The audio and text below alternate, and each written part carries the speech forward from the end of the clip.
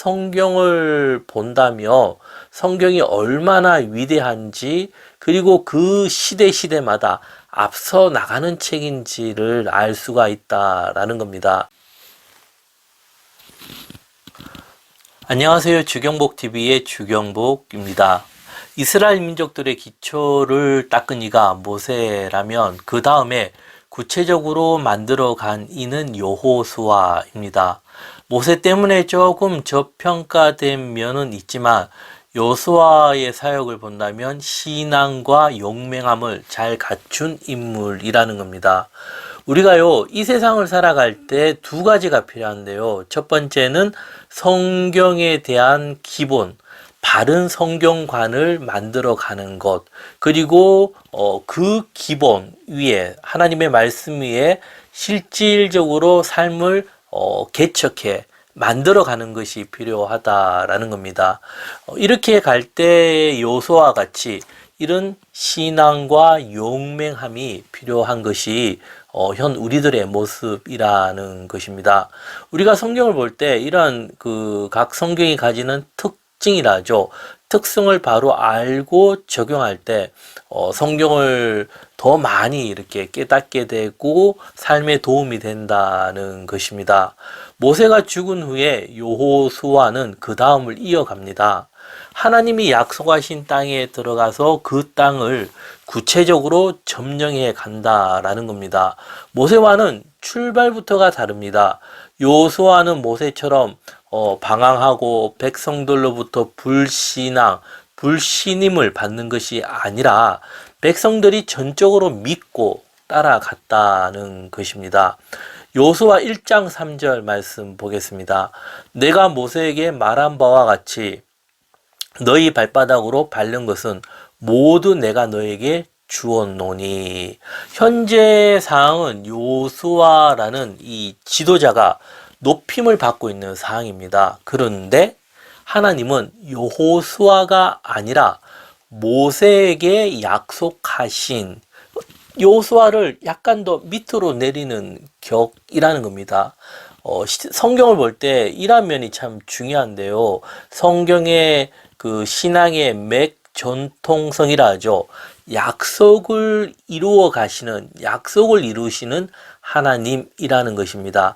그 사람이 아니라 모세 때도 모세가 아니라 아브라함에게 약속하신 하나님이었다라는 겁니다. 평범하게 살아가는 우리들에게는 뭐 이런 말들이 이제 깊이 있게 다가오지 않지만 이 지도자가 있는 상, 그 지도자가요 굉장히 큰 업적을 이루었다면은 이런 말씀들이 굉장히 파격적인 말씀이라는 겁니다.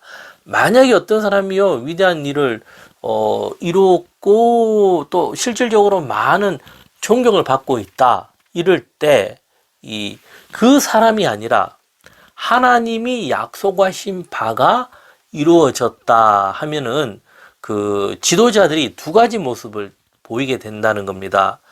이런 것을 하나님의 말씀을 이런 것을 무시하고 자신의 영역을 더욱더 키우고 유지하는 그런 지도자가 있고, 두 번째는 이런 말씀을 겸손히 받아들이고 하나님이 하셨다라고 인정하고 낮아지는 여호수아 같은 지도자가 있다는 겁니다.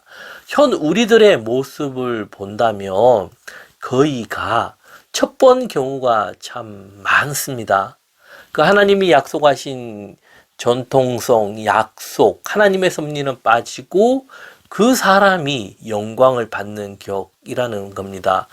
가까이서 보더라도요, 이런 모습을 참 많이 볼 수 있고, 또 결국 그 끝은 안 좋아지게 되죠. 예. 그렇게 가면요, 사람이 영광을 받게 되면 그 화려하게 피는 꽃 같지만 금방 시들어 버립니다. 끝이 좋게 끝날 수가 없어요. 하지만 이 인간의 어떤 그런 참 탐심, 어떤 권력에 대한 그런 야망은 끝이 없는 게 또 현실이라는 겁니다. 이 평범한 말 같지만 이런 것들을 우리가 이해하고 성경을 본다며 성경이 얼마나 위대한지, 그리고 그 시대마다 앞서 나가는 책인지를 알 수가 있다라는 겁니다. 여호수아도 이러한 면에서 어떤 모습이었죠? 겸손했다라는 겁니다.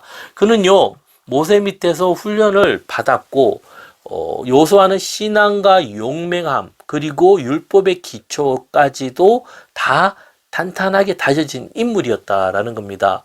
우리가 여호수아 보면은 용맹함만 보는데 그 밑에 뿌리는 이 율법이죠. 모세에게 배운 그 율법, 하나님의 말씀이 뿌리가 있기 때문에 그 뿌리가 어떻게 이어졌냐면 그 신앙의 담대함과 용맹함으로 이어졌다라는 겁니다. 그리고 모세에게 훈련을 밑에서 체계적으로 잘 받았고 알파 하나 더 있는데 그게 무엇인가 하면은 경험입니다. 경험.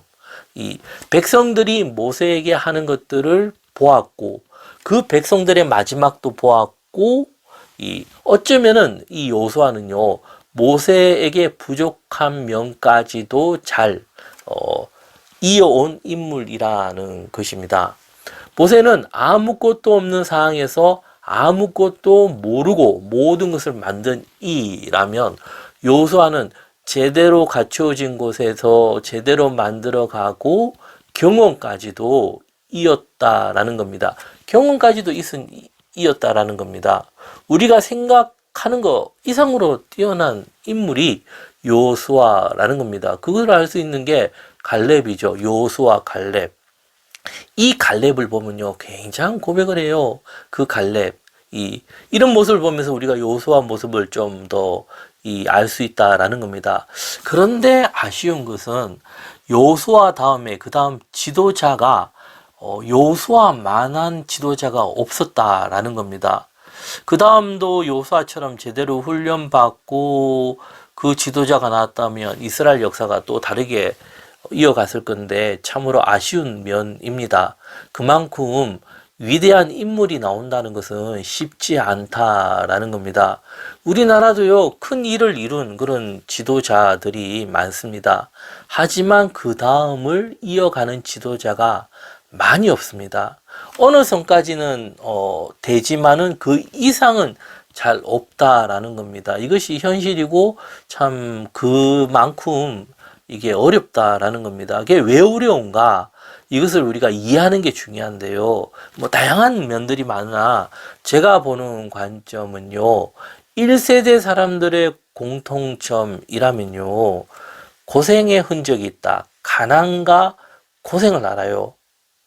뭐 특히 우리나라 대기업의 1세대 사람들은 그이가 가난 속에서 고생을 많이 했죠. 그리고 무엇을 안 것보다 그들은 실질적으로 부딪히면서 배웠어요.